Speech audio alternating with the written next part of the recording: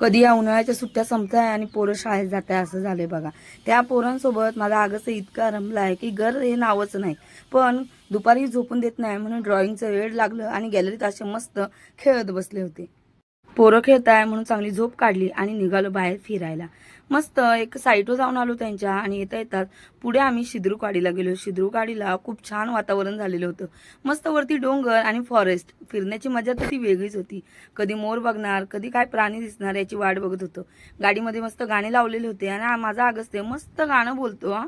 कौन संभाले हे गाणं मस्त आवडीने बोलत असतो. वरती पठारावर गेलो आणि मस्त बिब्याच्या झाडाजवळ गेलो. तिथं गेल्यानंतर मी बिबा हातात घेतला, त्याचा व्हिडिओही काढला आणि त्याची थोडक्यात माहिती दिली आहे. तो ब्लॉगही तुम्हाला बघायला मिळेल. आता काही जण बोलत असेल बिबा बिबा एवढं दाखवण्याची काय गरज आहे का? तर हो, अजून खूप लोक असे आहेत.